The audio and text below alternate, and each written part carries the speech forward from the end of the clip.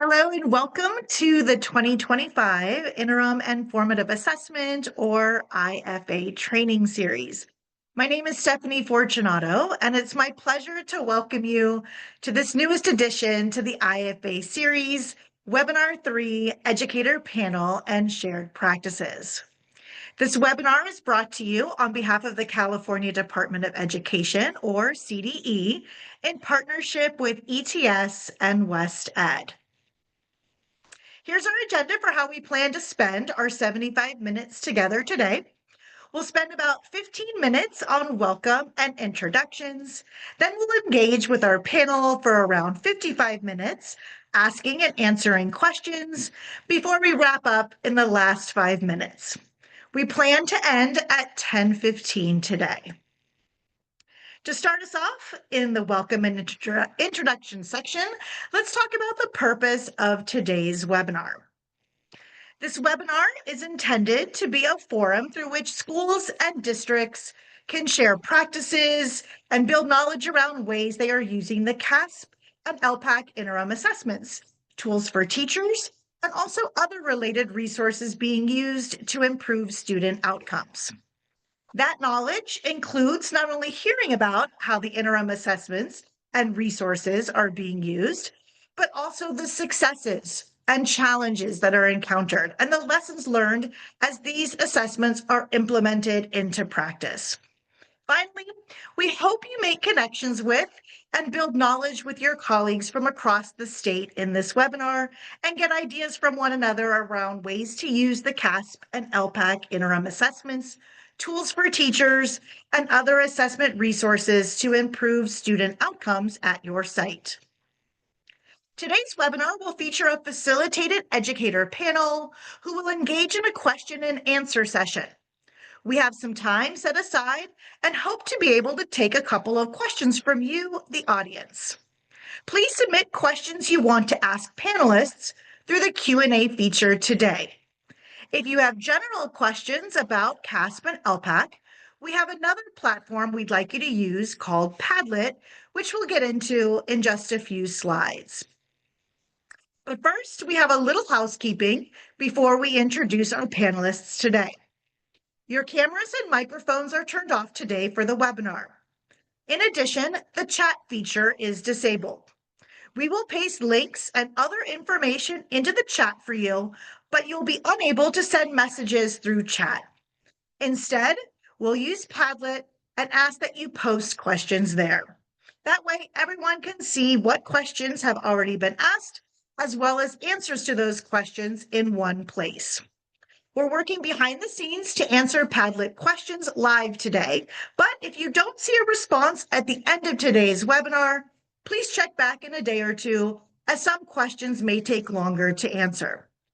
The Padlet also contains links to some useful resources and a note-taking guide for you to use. The link to the Padlet has been dropped into the chat for you. Let's go ahead and do a quick walk through Padlet.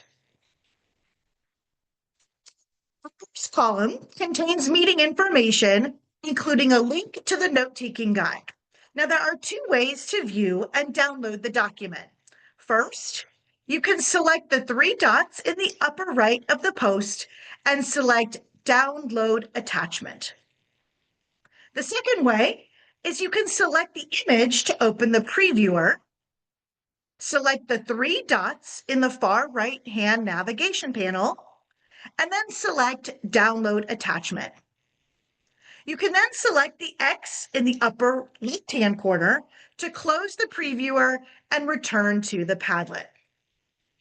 Now, there's also a place to post if you have any technical issues and ask questions about the CAASPP and ELPAC interim assessments and post questions for panelists. To post, click the plus sign at the top of the column to access a pop-up. Type your question and click Publish to post your question. Your post will then appear at the bottom of the column. Now, this Padlet will not be monitored after the conclusion of today's session, so please don't post additional questions. If you have a question after today's session, you can send an email to caloutreach@ets.org. As I mentioned, my name is Stephanie Fortunato, and I'll be your facilitator for today's Educator panel. I started my career in education as a classroom teacher, administering both the CAASPP and ELPAC assessments, and then moved on to my role as a district LEA assessment coordinator, an LEA coordinator at the Los Angeles County Office of Education. And I'm also a proud member of California's State Network of Educators, or SNE, working with educators across the consortium to create lessons that can be found in Tools for Teachers. Now, it's my pleasure to introduce you to our wonderful panelists for today's webinar. Remember, their contact information is available in the note-taking guide on the Padlet. With us today is Manuel Bautista, Director of Instructional Services with Mendota Unified School District, Teresa Ochoa, a Guidance Instructional Specialist with Mendota High School, Cassandra Gartung, a Support Specialist with the Victor Elementary School District, and Christina Lambie, Executive Director of Teaching and Learning with the Woodland Joint Unified School District. Manuel, would you like to go ahead and introduce yourself? Hi, good morning, everybody. My bio is not as impressive as Stephanie's, but I'll do my best. I'm starting my 24th year here at Mendota Unified School District. A little bit about Mendota's background. We're currently about 60% EL, and we have a registration rate of about 85% EL in kindergarten. So we've always had a lot of English learners, and it's interesting as I'm sitting here in this webinar, thinking we've been working on English learner strategies and best practices since I've been here. So for the last 24 years, at least, and we're always learning something new. So I started off as a second grade teacher, was a special ed teacher, a junior high principal, and now I've been at the district office for a little over 10 years. And so I'll hand it over to Teresa, who is one of our guidance instructional specialists, who in our district is basically the EL coordinator for the site. And so she has a lot of expertise working with our English learners at our high school. And interesting about Mendota too, we've always had a very high newcomer population at our high school. We're a high school of about 1,100, and we've enrolled in a year up to 150, 160 English newcomers to our high school, even in 1 year. So we've always had a lot of experience with long-term ELs and newcomers at our high school. So I'll hand it over to Teresa. Great, thanks, Manuel. Hey, good morning, everyone. My name is Teresa Ochoa, a Guidance Instructional Specialist at Mendota High School. And as Manuel said about Stephanie previously, now it's my turn. How am I supposed to follow Manuel's impressive resume, right? I've been with the district, actually with the high school and the district for 10 years. I started off as an English teacher in the classroom. So my experiences, I administered the SBAC, I administered the ICAs. I basically, in the English classroom, I did everything I possibly could with the interim assessments that were given for the CAASPP, whether it was the TOMS, whether it was the Tools for Teachers. I became really focused on how can I make my students utilize the skills that they're learning in the classroom. Now I am currently the guidance instructional specialist at the Mendota High School. And like Manuel mentioned, it is the EL population where we have over 200 students that are ELs. Newcomer is a big focus for us. And so just as I was focusing on those interim assessments in the classroom, now I focus on the interim assessments and helping teachers provide those opportunities for our students in the EL classrooms, ELD classrooms as well. Wonderful. Thanks, Teresa. Cassandra. Good morning, everybody. My name is Cassandra Gartung. I'm just starting my 18th year in education. I know I started off as a classroom teacher and got my hands wet there with the CAASPP assessments and interims, and had so much fun implementing and learning that I became a curriculum coach for several years, helping teachers to understand how to connect the interim assessments to their curriculum, because there was such a disconnect between that, and then eventually connecting what they were teaching in the classroom to the summative assessment. And then in my current role, I'm a support specialist and LEA coordinator, not only for CAASPP, but also ELPAC for Victor Elementary School District. So now I assist our coaches at the district level with PLCs and helping with the interim assessments and helping make those connections in the classroom. Wonderful. Thanks so much. Christina. Good morning. My name is Christina Lambie. I'm the Executive Director of Teaching and Learning in Woodland. We're a pre-K through adult ed district up near Sacramento in Northern California. I have been with the district for about 16 years, in education for about 28. I came to the district as the coordinator and moved into the coordinator of assessment position. And in that role, I've seen a lot happen in the world of assessment. And in our own district, we've moved from so many different ways of building and selecting assessments. And so that's kind of what we'll talk about today with our journey in Woodland using the interim assessments. I also am a member of the statewide network of educators, as Stephanie shared earlier, and look forward to talking more about the interim assessments and tools for teachers. Wonderful. Well, welcome to all of you. We're so happy that you're all here joining us today. And I want to thank each of you really for being here to share your experience with using the CAASPP and ELPAC interim assessments and tools for teachers and other related resources that are in your districts.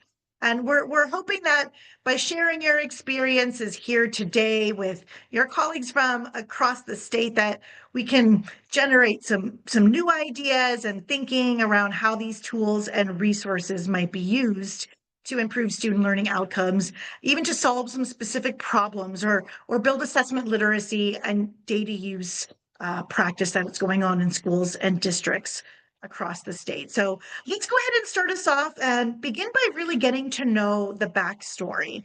And if each of you could tell us, what led to your district's decision to use the CAASPP and or the ELPAC interim assessments. What was the purpose for their use, and has that shifted?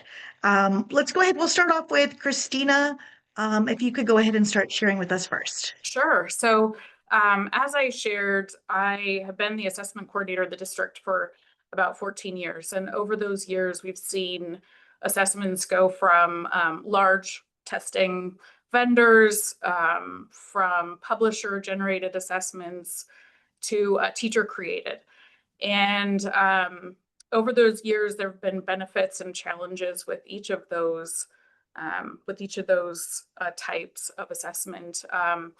A few years ago, back in 2019, there was a feeling in the district that we really were, there were too many assessments. And so we embarked on an assessment inventory and audit. And that's really what we'll share today.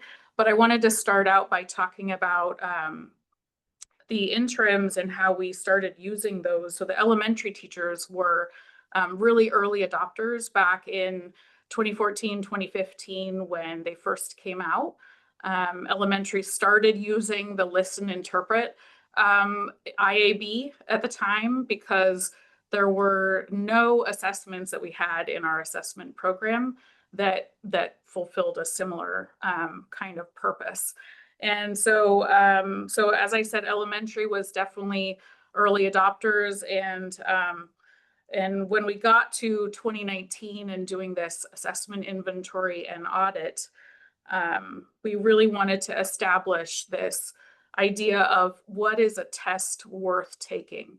So working with a committee of teachers, administrators, and staff, we did some research. We learned about high quality assessments, looked at what we really wanted to get out of assessments from all educational partners' perspectives, right? Parents, teachers, students, administrators all have needs when we come to thinking about what assessment is for. And so we established the criteria for a test worth taking, from our perspective, from the district's perspective. in this committee, and then established a rubric for evaluating assessments. And with those, in that process, the interim assessments really scored very highly using our rubric. And for some of our teachers, especially our secondary teachers, it was really eye-opening. And they started to see how much of a high quality tool the interim assessments are. They're very flexible and there's so many options. And there are interims being added, and many have been added since those initial years. So in terms of our secondary teachers, establishing the interim assessments as our district common assessment in English and math classrooms, they give those assessments twice a year in the fall and winter. The departments have decided which assessment they're going to give across school sites, and that's really the power is in that process of deciding and evaluating the assessments and determining which assessments are going to serve the teachers and the students' needs as well. I love that. I love the idea that this a test worth, what is a test worth taking, right? And just even in engaging the parents in it, that whole lens of like getting your parents involved, having your teachers have sort of, letting them have like a voice in it as well, and really the power behind that. So thank you for sharing. Let's go ahead and hear from Mendota. Manuel, Jessica, would you like to share as well?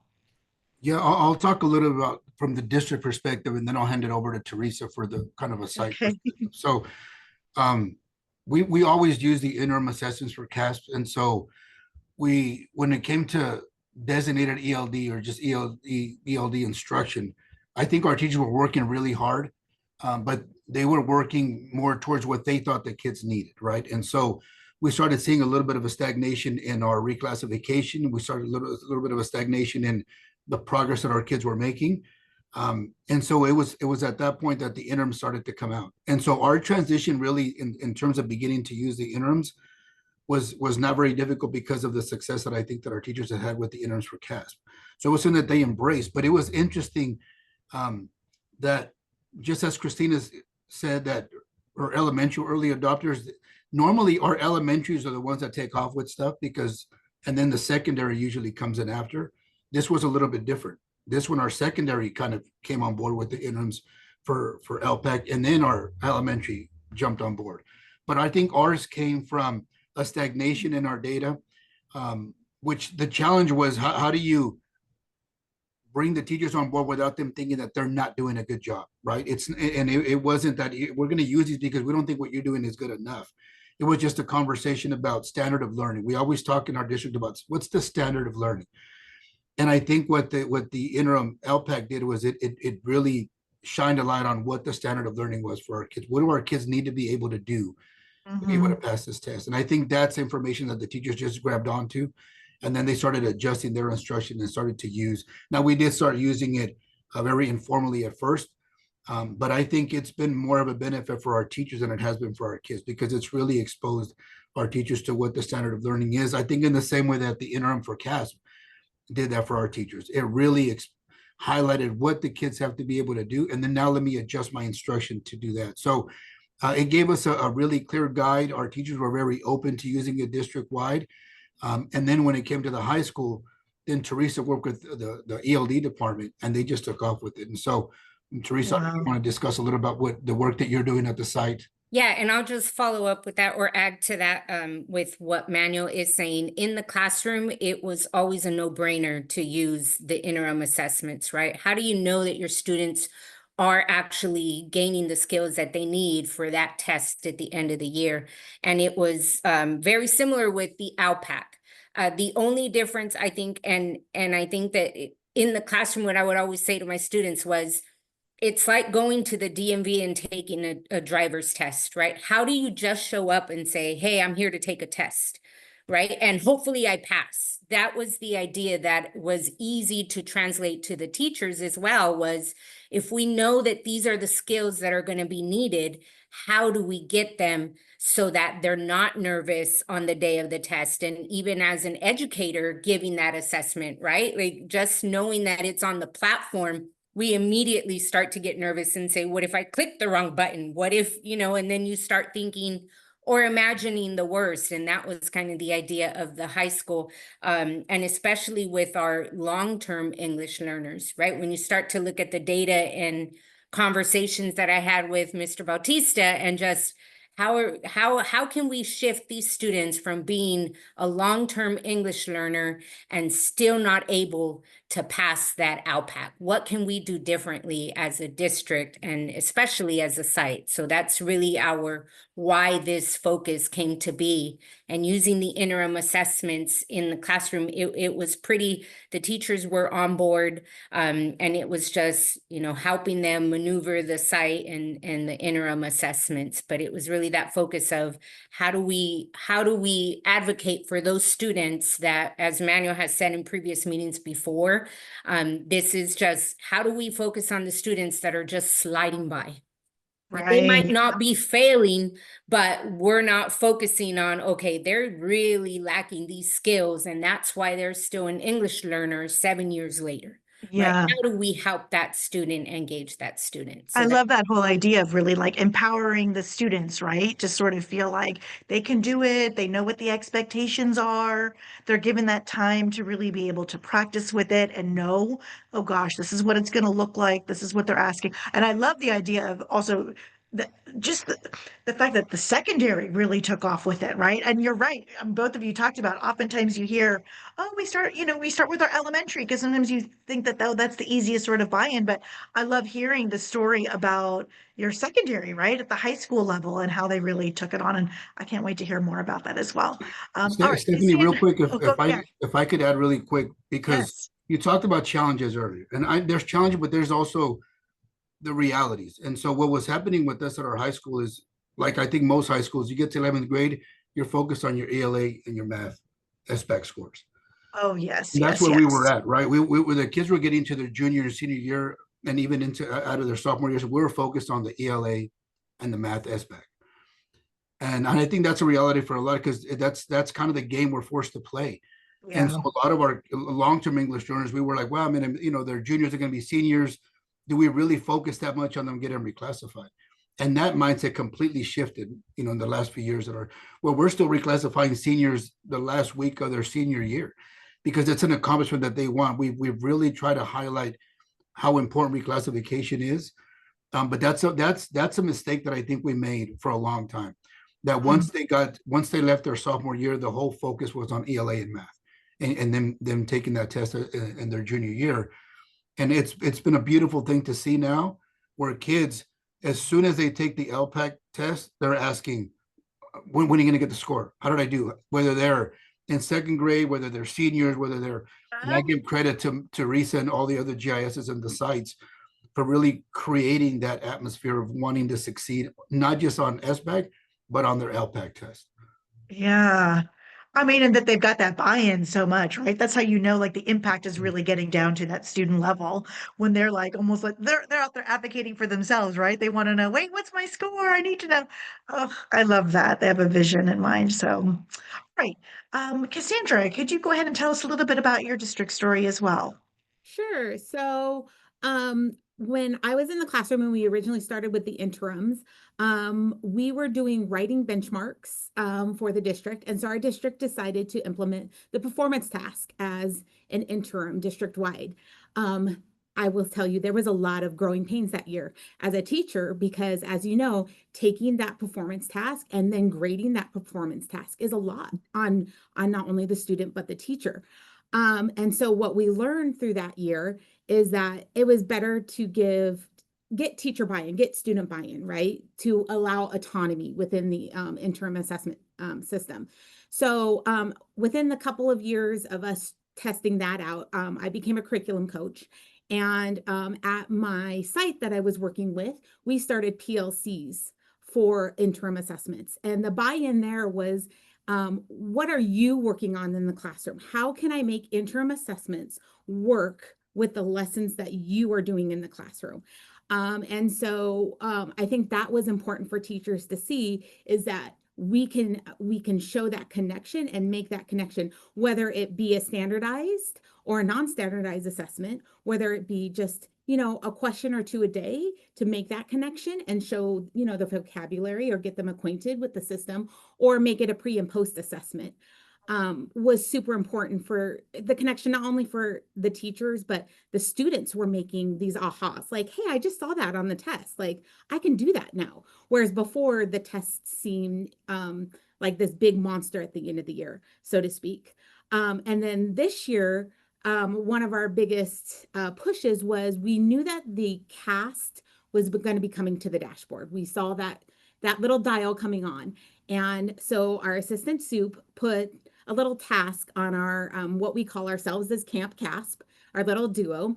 And they, our training duo here, is we needed to push out CAST training to our teachers. And how were we going to do that? And so since we saw that coming in, we decided to do a small training in-house at the district level for anybody who wanted to attend.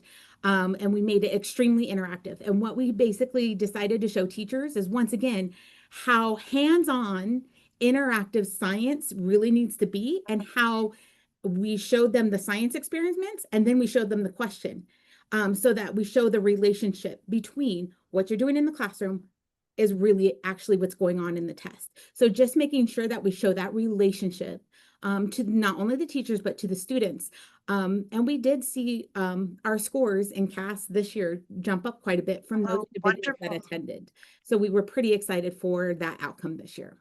Absolutely. I love the whole coined Camp CAASPP too. I'm sure that has taken off. And I love too, I mean, in hearing your story and knowing that when teachers are finding that there is that connection, when students are seeing that connection between the assessment piece and the instructional piece sort of coming together, you know, it gives it all, you know, sort of that relevancy to, like, oh, okay, this is now making more sense to me as to, you know, I love hearing that story. And I love hearing too about the transition now into CAST too. And how that's really has shifted over time as well. I would like to hear, hopefully we'll hear a little bit more too about that CAST piece too. Okay, great.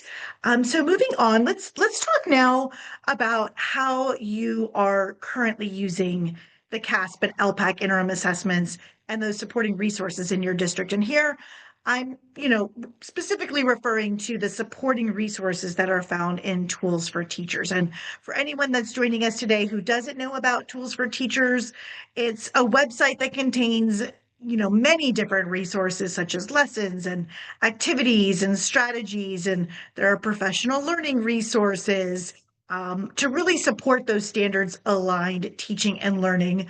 There's also formative assessment strategies to support the formative assessment process in the classroom. And so we've included a link to Tools for Teachers on the Padlet, and you'll also find it in the handout. So I'll go ahead, I'll ask each of you, how does your district currently use the CAASPP and ELPAC interim assessments and Tools for Teachers? Let's start off with Mendota, Manuel, and Teresa. When we first started using them, it was really, it was more non-standardized. And it was really more about, like, we always use the example that Teresa used with the DMV, the driving test, right? It was really about exposure. Because you ask a lot of our teachers that we've always had a lot of English learners, and we always know we have to develop language. The question then becomes, okay, what does that sound like? What does that actually look like in the classroom? What do kids have to be able to demonstrate to show that they've developed language? And like I said earlier, our teachers were working really hard, but were the test types the right type of test types? Were we asking the right types of questions? Were the kids producing what they had to produce? What was the outcome, what it needed to be? And so when we started using the interim assessments for ELPAC specifically, because we had already had experience with the CAASPP and the SBAC interim assessments, it was really about exposing our teachers to what that standard of learning was, right? What does the outcome look like for our kids? And that's how we started using that. And then that transitioned to a standardized versions. And then really where I think the real work came in, and I think the the real success is starting to come in is now the backwards mapping and the backwards planning that the teachers are doing, knowing what the test types are, knowing what the expectations are, knowing what the outcomes have to be for the kids. And so really making sure that the daily instruction and the classroom reflects the test types and the experience that the kids have to have in order to show that they're developing their language. And that's, I think, been the biggest use. In terms of the tools for teachers, and I think because of the use that they had with SBAC, it was a really easy transition. The only really not the issue, but like at our secondary where our ELD teachers weren't always as exposed to that as our math and our ELA departments were. Elementary is the same teacher, so they're all exposed to the tools for teachers. It was really transitioning our ELD teachers to start to use those, because it's like anything else. It's like, oh, this is something else that I have to do now, right? This is another assessment. But I didn't see that from them. I saw like, oh, finally we have something, and they made it a really easy transition for us. So what we do is at the beginning of the year, we have every year we have a trainer come out and train our teachers on tools for teachers, train our teachers on the website, train our teachers on how to navigate the website, and then throughout the year we have site-based trainings for that as well, so that our teachers are always feeling comfortable. Teresa talked a little bit earlier how important it is for your teachers to feel comfortable using those resources. If they're not comfortable using the resources, they're not going to use those resources. And so we try to keep them as exposed to the updates and to the new resources that are available as much as we possibly can. But really ours started from a place of just exposing our teachers to what the standard of learning was for our kids in terms of developing language. Especially so your ELD teachers, they have sort of like a vision of like, what do those questions actually look like too? Because maybe they're not as familiar and maybe they're not seeing those specific ones that are on the CAASPP ELA or CAASPP math. So I'm just curious, were they getting together with other departments? I know you mentioned there was also a process of doing some backwards mapping as well. So I was just curious, like, how did that look? Would they speak with one another, vertical meetings? Yeah. Go ahead, Teresa. Yeah, I can give you a Perfect. little bit on that. So basically the way that it works, the backwards mapping. So at the beginning of the year or even towards the end of the year, what the ELD teachers do in their PLC is they look at their results, right? Just like the students want to see, teachers are eager to see as well. And then we look at, okay, which domain were the students struggling in with the skills? So based off of that, so let's say, for example, that it's writing. Now we know that we have to focus a large portion of our, curriculum in writing, because that's the skill that they were lacking when they were taking the ELPAC. So from there, it becomes that backwards map of, okay, they were struggling in writing. Now we're going to have a unit on writing, and then they fill it in our PLCs.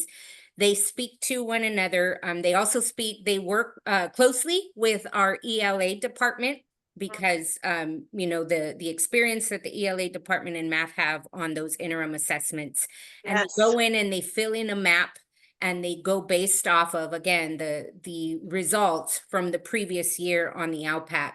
And based off of that, they can fill in their curriculum map and say, okay, this is the unit that we're going to be working on. And then they go into the tools for teachers. And then fantastic. they search, and then they search they were struggling in writing. And when you type in that domain or click on that domain, it gives you a whole plethora, right, of resources for writing, for age, for grade level. And they're able to select, okay, this is where my students are, right? Especially because like Manuel mentioned before, and we have a lot of newcomers that are on our district and at the high school. So they go in there and click on like a pre-K or a kinder lesson on writing or reading, and they can have that in their classes that have newcomers. Oh, fantastic. So they're getting into that tools for teachers Yes. Platform. Oh, that's fantastic. And Yes, using because those resources.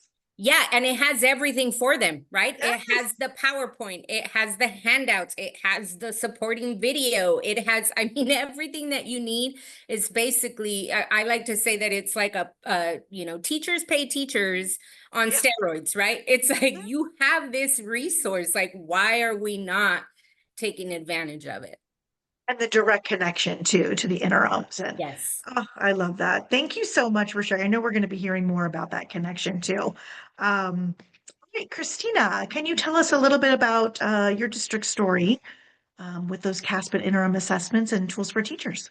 Sure. So we use the ELA and math IABs.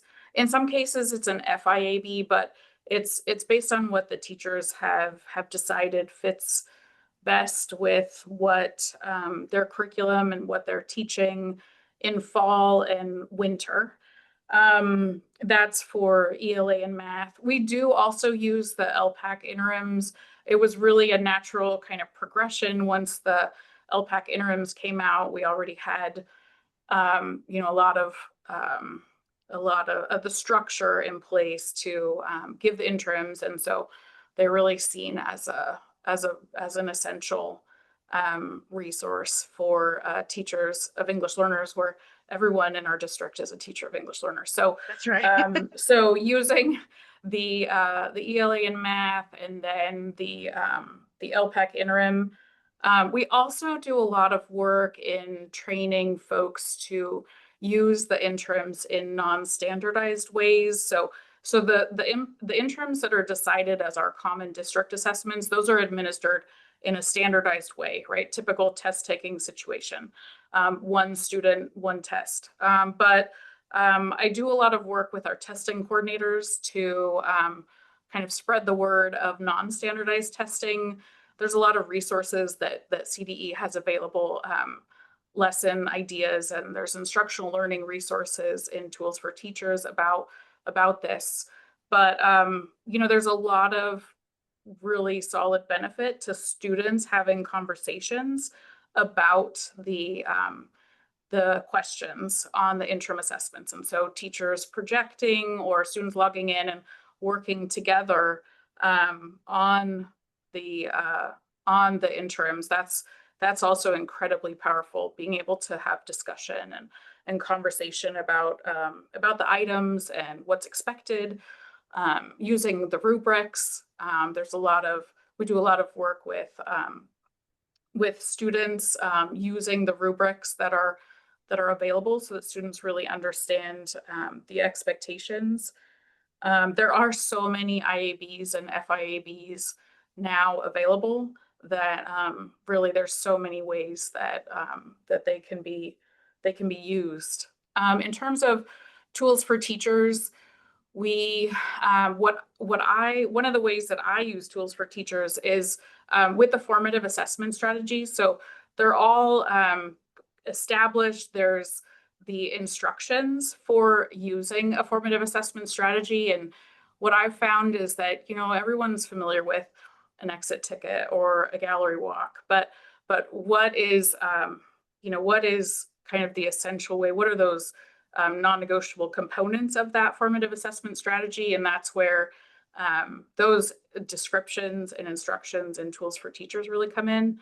And so one of the ways, and I just wanted to put this out there, as a district administrator, I do a lot of training with site administrators. And so I use the formative assessment strategies and and I'm explicit about those strategies that I'm using when I'm doing training, so that it's like, okay, now we're going to do a gallery walk, and this is how we're going to do it, so that everyone is familiar with the process, and it's explicitly identified as, now we're going to do a formative assessment strategy. I do actually use it in parent meetings sometimes too. Notice and wonder is like one of the ones that I use all the time. I think it's important for people to see, people at all levels, to see that formative assessment strategies are important for all aspects of the work we do, and just really trying to be explicit about when we're using those. In workshops and trainings, we use gallery walk and jigsaw all the time. So let's be really clear about the fact that this is a formative assessment strategy, and that that's the purpose. And so that hopefully that, translates into actually taking place in the classroom and at school. Yeah, there's so much magic going on in your district. I mean, it's like you're modeling it from the top, right? So that district level, you've got your administrators who are being empowered. They're seeing it sort of in their meetings together. I love the fact that too, I mean, building that capacity too with our administrators, knowing what those formative strategies are when they're going into the classrooms, right? They, I'm sure, are then able to see them in the classroom. They know sort of like what to look for. Definitely. Having that shared understanding, of what's expected, I think is important, and folks really need to see it in action, right? And Yes. experience it in order to really understand. And I love the parent lens too. The notice wonder in a parent meeting. Yeah. That's like golden. That's fabulous. I love that so much. And I do love too the non-standardized. I mean, we can't emphasize enough being able to, you talked about, right? Students being able to work on, solving problems with one another, right? And I was thinking too with building that capacity with our English learners, right? Having English learners work, amongst themselves, working with other students in the classroom, and how much that helps them out as they're progressing as well. So Yes, dialogue and discussion is so oh my important. gosh, 100%, 100%. All right, Cassandra, we'd love to hear your story. Tell us a little bit about experiences going on in Victor Elementary. So we use something called like a data-driven instructional loop. And we kind of encourage this through our Camp CAASPP series that we do. And once again, we start with that non-standardized at the beginning of the year.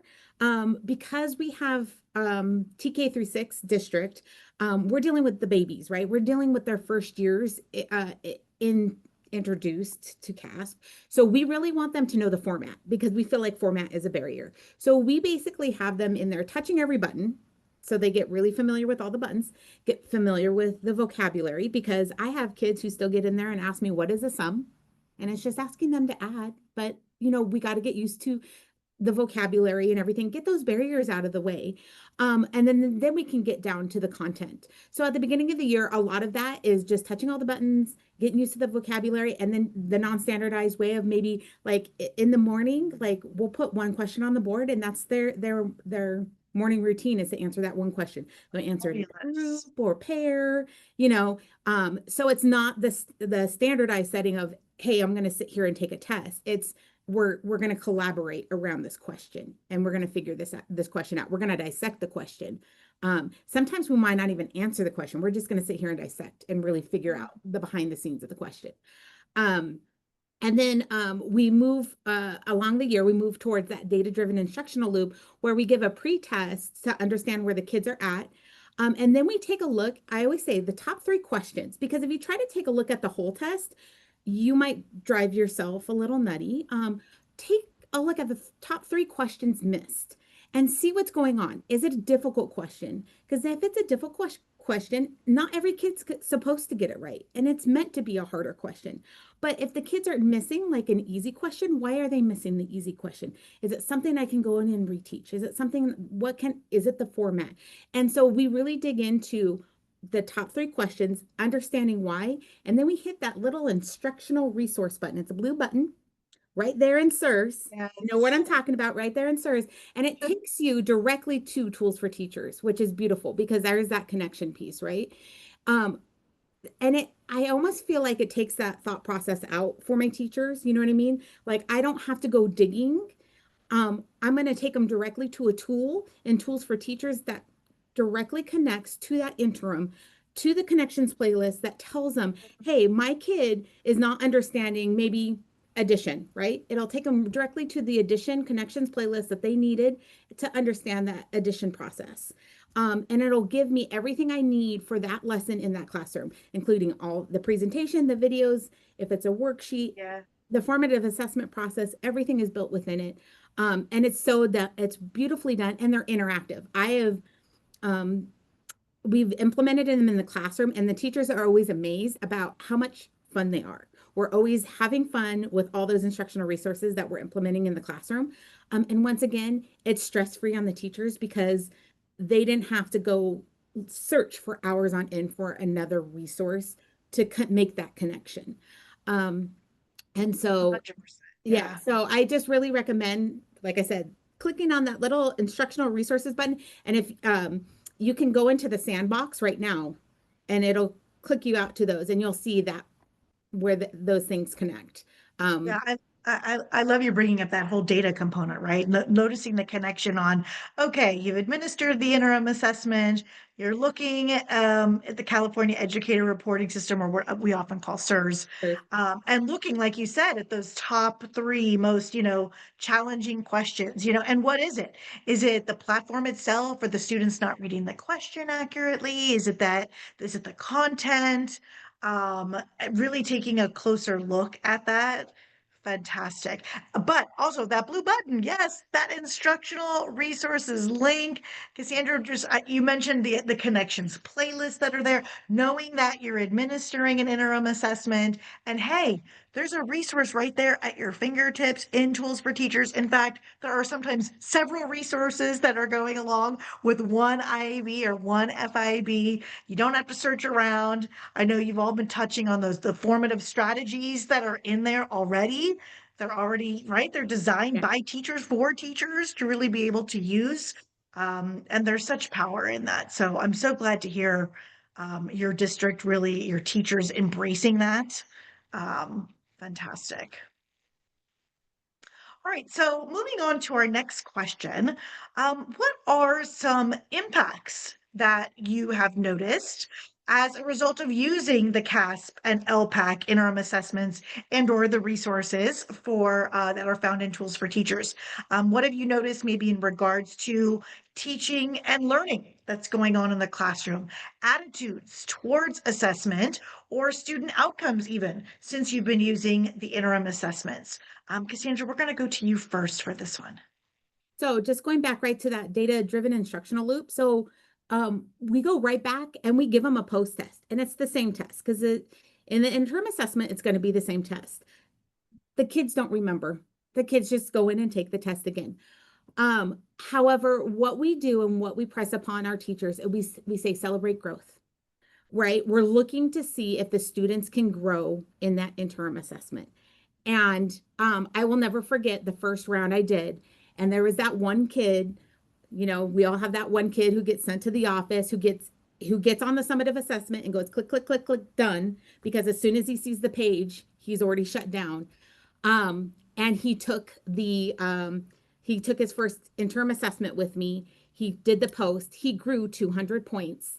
He grew the most out of the class, and the class gave him a huge round of applause. And he was like, I can do this. And I was like, I know you can do this. So it was a big aha moment, not only for me, but for that student. And then from there on out, every single time he saw me coming into the classroom, he was like, do you have results yet? Do you have results? Like, it was a big deal because he knew he could do it. So we're seeing that kids can see it as attainable. Now, he didn't grow band. He was still below, but he knew he could grow. And that's what it's all about, is seeing that our students can grow.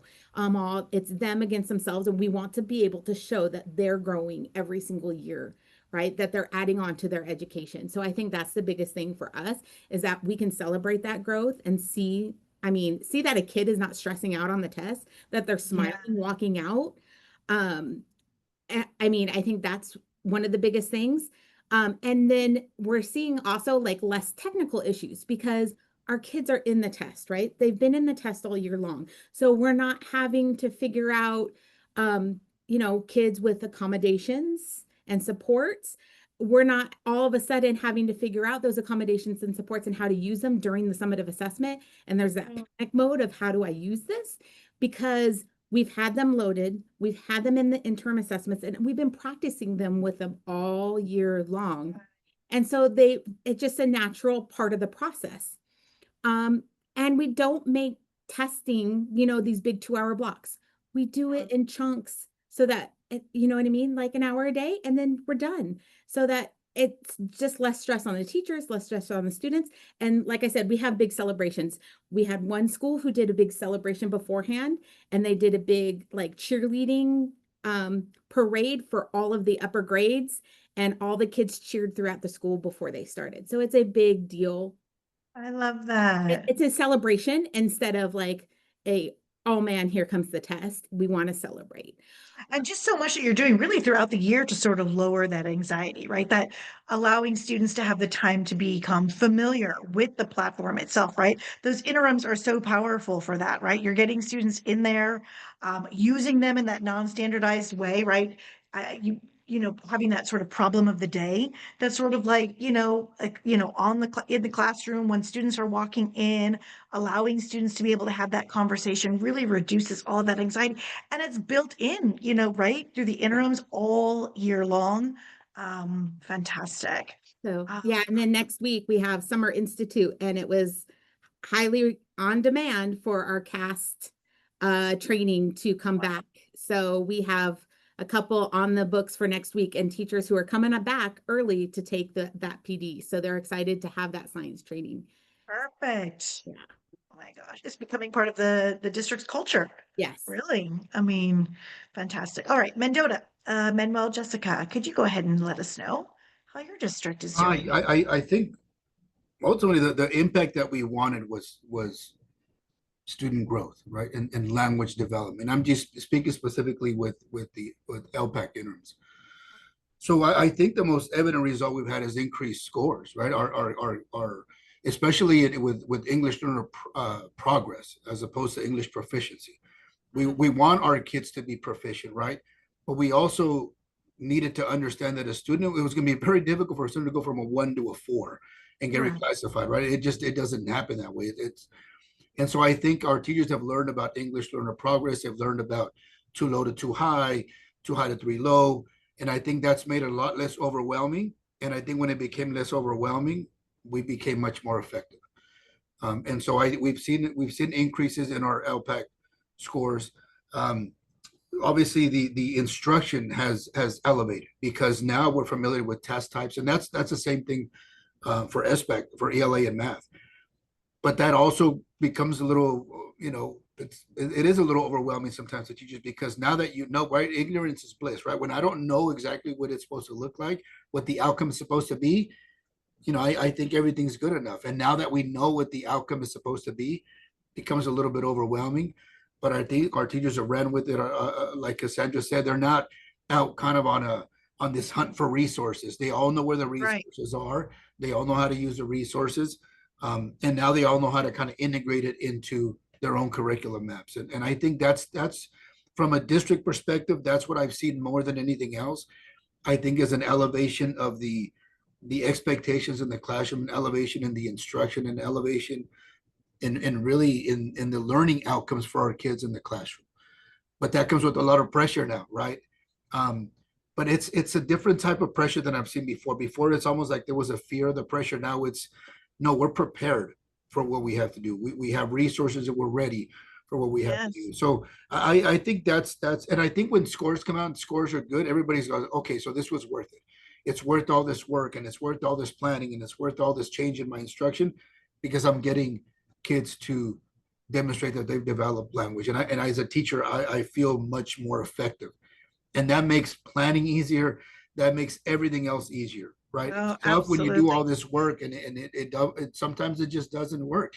And it doesn't work for everybody, right? There's some grade levels that are really hyper focused on using all these tools, and there's some grade levels that don't use them as much, and you can see the difference. But when the data comes down, there's no greater feeling for a teacher than to say, man, this everything I did was worth it because my kids moved up, and because my kids are getting celebrated, and because we have so many permission slips now because we have this ELPAC field trip at the end of the year because so many kids went up, right? And I think them looking at progress as opposed to just that level 4.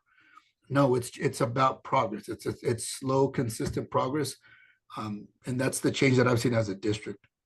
Yeah. And hearing your story too, I'm thinking about how much it's really increasing assessment literacy, right? For your staff, for your students, and just hearing about the shift that's really taken place. Yeah, because I think like a lot of other people, when you look at our even our classroom assessments, we still had assessments that were some DOK1 questions, a lot of multiple choice, and this has really changed the mindset of what, I think it was Christina who talked about an assessment rubric, right? We talked about whenever we assess kids, we should always assess them at a minimum at a DOK2.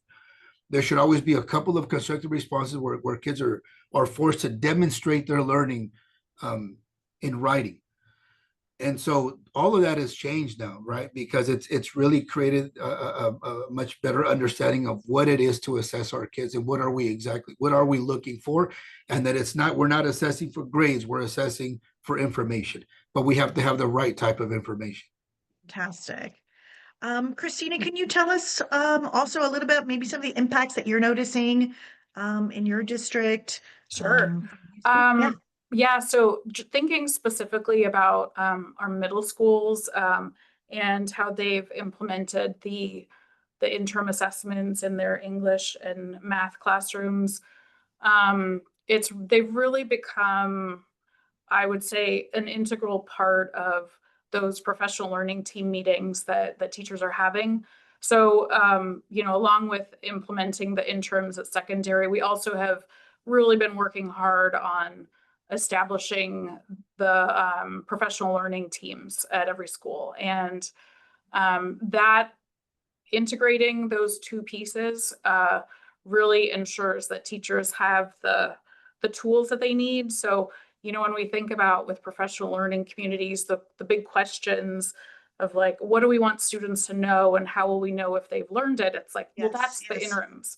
So, and then when it comes to that, how do we know, how do we respond, right, once we've given an assessment? Well, that's tools for teachers.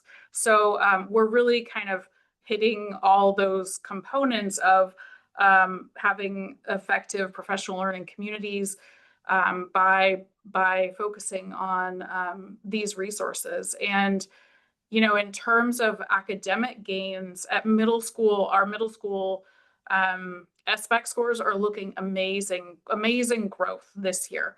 And so we're really excited about that. And I think that's going to, be a game changer for teachers to see that the work that they've been doing the last couple of years, it takes time, unfortunately, in education for growth. It's incremental and feels slow at times. And so for teachers to be able to see those academic gains, all that work paying off will be Yeah, they feel like, okay, we're investing all this time. Yeah, we're investing all this time, and it's making a difference, right? That's really ultimately what they want to see.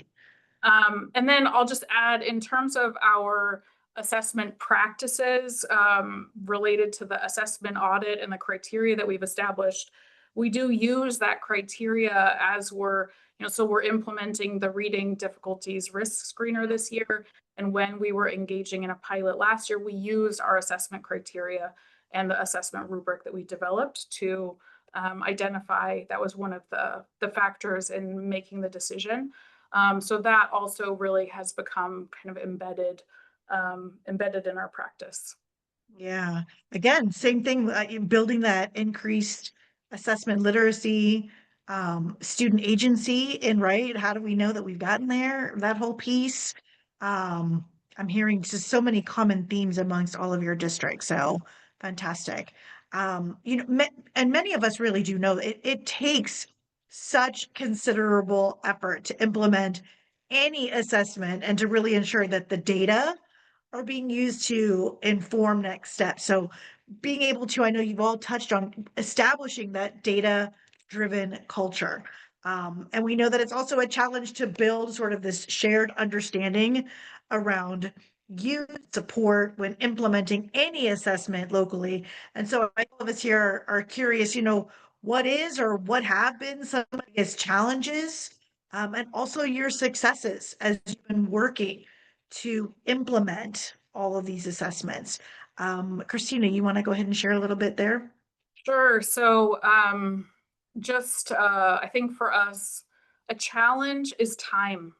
I'm thinking about it from a professional development kind of lens, and wanting to make sure teachers have the tools to understand, how we're using the interims, how we can use tools for teachers. And there's always this challenge of the amount of time that we have to dedicate to whatever, the topic is.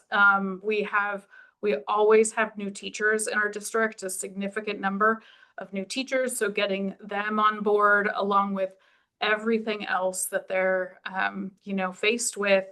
I think, I guess I would say that the challenge really is the time, having the capacity and the bandwidth, right, to make sure that everyone has the knowledge and the tools that they need to be successful.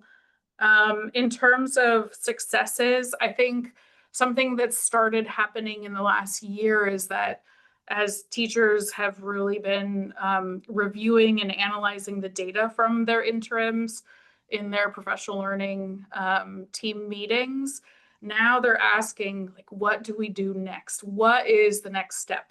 And so I feel like that's amazing that now we have folks they're like bought into the assessment and the data analysis.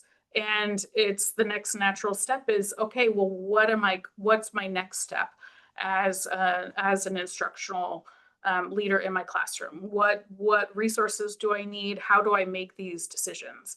And so that's just what we're thinking about right now in terms of professional development is how do we get to that next level of having that assessment in place and the processes for data analysis and review. And then the next step is, okay, what do we do now? I know that must be music to your ears because they're asking for more. Okay, now what? So you're like, Exactly. oh, we got them. There it is. Yes. Fantastic. Cassandra, how about you? Successes and challenges along the way? So challenges, I would definitely say, is seeing that the assessment is a part of your classroom instruction. We have these amazing teachers out there that are doing amazing things in their classroom, and the students are learning, and there's just that disconnect at the end of the year. And so just bringing that connection piece in there and showing them that it's not a disconnect. You're doing amazing things. We just have to show that connection piece because it just takes a tweak to bring about that understanding sometimes. And so, it could be like in our district, we're a thinking map district. It was as simple as showing, hey, speaking and listening items, use a thinking map to understand and comprehend what you're thinking and listening. Hey, look, we can bring up scores that way. It's showing good strategies that we are already doing in the classroom and just connecting them and just bringing about that connection piece. I think it's super important. I think that consistency and like reinforcing it too. Yeah. Yes. Yeah, definitely. Because once again, I don't want it to be that big scary thing at the end of the year. It should be just something. I mean, you're being this awesome teacher all year long, and there's these students learning all year long, and they are retaining the information. We just have to bring that connection piece in there.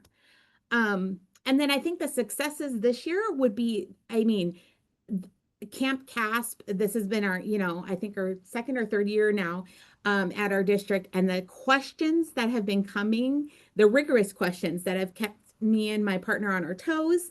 But the fact that I had teachers stalking SIRS for their test scores this year was crazy. And they were like, did you see them? They came out. And I'm like, yes, I'm aware. Like, don't worry. And they're like, wait, they didn't all come in. I'm like, it's okay. They're coming in. They're flowing in. They were so excited to see their scores and start aggregating scores. Because we do that usually like come August when they come back. We wait for everything. And they were so excited to sit there and look at their data and dive into data in June. And I'm like, aren't you packing up your classroom? And they're like, sure, but I also want to look at the data. So I think that's pretty first data. yeah. So that's Oh, exciting. Yeah, of course. I know. It's same thing. It's got to be music to your ears. They're like, wait a second. We can't take off for the summer until we take a look at the data that's already flowing. Yeah. I love hearing that. All right, either Manuel or Teresa. I think a lot of the challenges what Christina and Cassandra already talked about, but I think it's always time, right? Everything takes time, right? Planning, PLCs, it all takes time. I think for us, I think one of the biggest challenges is not forgetting to work with our teachers. Sometimes we get excited and we want to put all these things together and we have this plan, and the last person we talk to is the teacher. Right. So that's always a challenge, is making sure that we do this as a team, that we make decisions as a whole. that we bring them on board. We listen to the challenges that they have, because the challenges that I think we have might be very different from what a teacher who's doing the actual work, what their challenges are in the classroom. And so I think that's just a continuing challenge, is always reminding ourselves as leaders that we have to work with our teachers. They have to be part of the team. They have to be part of the decision making. And that doesn't always necessarily mean we're going to ask for permission to do everything, but here's a plan. How could this work? How could this work for everybody? And really listen to our teachers. That's always one of our greatest challenges. And then also, like I said, time. We can't make more time. We just have to be as effective as we can with the time that we have. And I think I'll talk a little bit more in the next question about how we're trying to connect all those things for our teachers. And Teresa, I don't know if there's anything else you'd like to add. Just a success in terms of the ELPAC interim assessments for our students. It's them actually now advocating for themselves. Did I pass the ELPAC? Am I going to get reclassified? Here's my work sample already before, right? I even give them I mean, they were, like Christina mentioned, where teachers were on there, or I'm sorry, it was Cassandra who was mentioning that teachers were already, focused on their SIRS. So are students. Now they're advocating for themselves and saying like, hey, I know I did good. Like, I need to be reclassified, and here I know the process already. Whereas before it was not like that. And that's one of our biggest successes from using the interim assessments, is they know when they did good. They know that they're prepared, and they're coming to me as soon as they see me out in the yard, right? Like, hey, did I pass? I already talked to my English teacher, blah, blah, blah, blah, right? So that is a major success for us. I know when they're coming over to you, you must be thrilled. You're like, oh my gosh, they're so invested. That's fantastic. And I love too, Manuel, you mentioning that piece about the teachers feeling like they have that voice in it all as well.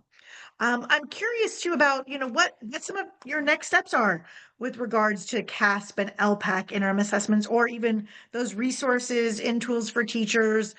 Is there anything maybe that you've even heard from one another today that you think that you might want to even try next?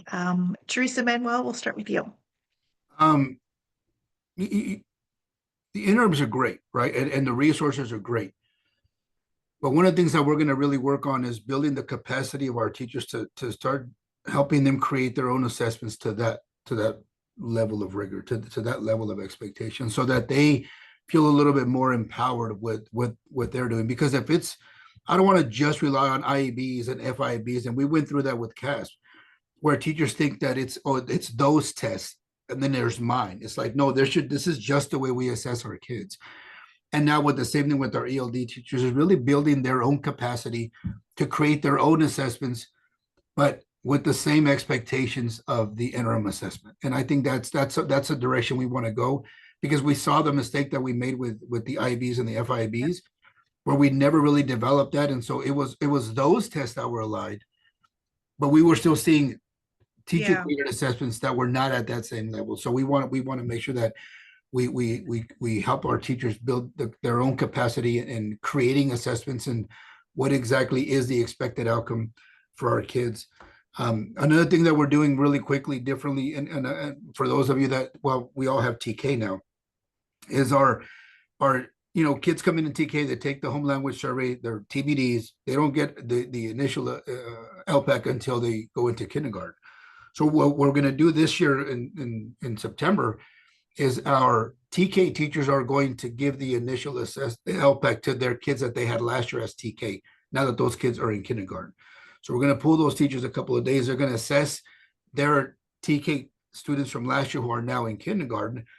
Really, the idea behind that is to really develop their understanding of what kids have to do on the initial ELPAC, and then go back, and now this year with their TK kids is really one almost like a language development course throughout the course, because when we talk to our kinder teachers, the number one thing is language. Or like I said earlier, we have about an 85% EL enrollment percentage for our kindergartners.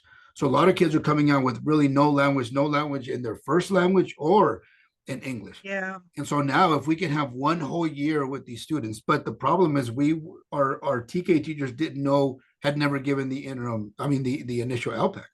Some of them have never even given the ELPAC. And so that's something that I think is going to really help us in terms of preparing kids for coming into kindergarten with their TK teachers now fully understanding what the initial ELPAC Fantastic. expectations are. And then not only that, they're the ones that are going to be giving the Yeah. initial ELPAC to the kids that they've had for a whole year. So there's a comfort level with our kindergarten kids, as opposed to this stranger who I've never seen is calling me Yeah. into this room to give me this test, and I don't know anything about this person. And so that's something we're going to do a little bit differently this year too, which we're hoping will pay dividends with our hopefully those kids get IFA, then that's going to be the goal, that a lot of those kids get IFA. Yeah. So we're coming up to, we're just keeping an eye on time here, and maybe Christina and Cassandra, you could tell us even maybe some next steps, or maybe what is one piece of advice that you'd give to your colleagues even who would want to use CAASPP and ELPAC interim assessments or those resources and tools for teachers in a way similar to how you have. Maybe Christina, you want to start us off, and then Cassandra. Sure. Yeah, so one of our next steps in Woodland is to work with our teachers and review the CAST interims for the science. So we haven't implemented those yet. We implemented a new science curriculum last year, K-12, and so our goal this year is when we have teacher meetings about science to really dig into the interims and see where we can fit those into the program. And so that's really, I think, the next step for us in terms of the interims. In terms of training, I think having the hand scoring training for teachers is so important. And, the timing has to be just right, because teachers need to have responses in the system so that they're using their own students' writing to learn about the rubrics and the scoring process. So that's another next step for us.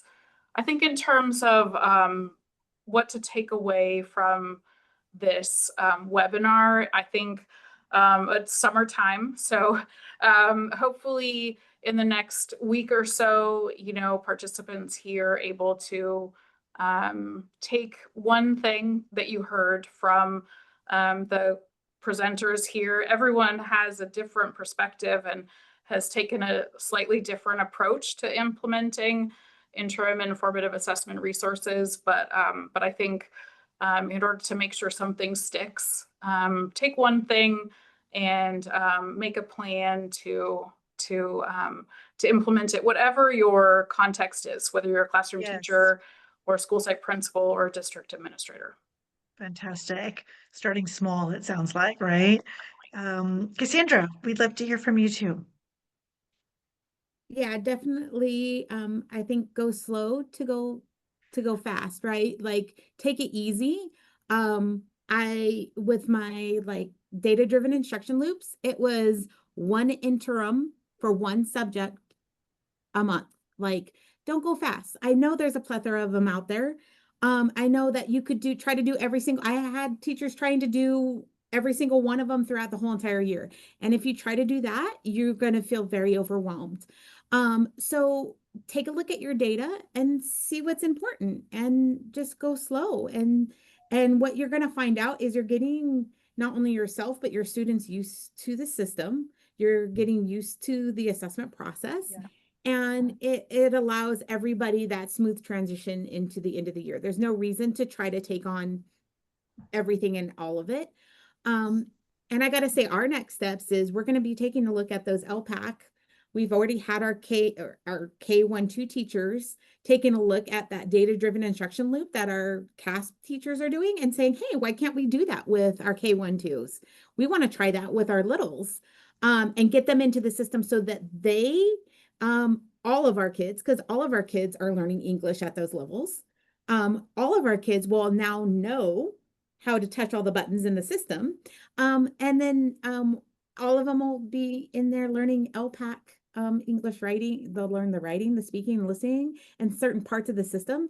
And so we've had a couple teachers pilot the program last year, and they saw great results with it, and it helps everybody in the classroom. So we're excited for that. So oh my gosh.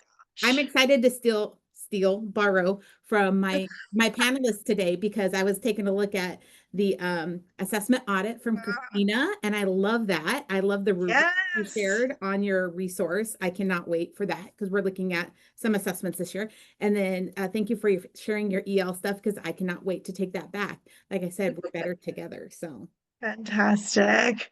Oh my gosh. I feel like our time went by so quick. There's so much great things to share, continue sharing. I know the work continues. As we wrap up, I just want to thank all of our panelists and all of you who joined us today with this educator panel and shared practices webinar. This is our first offering of this webinar.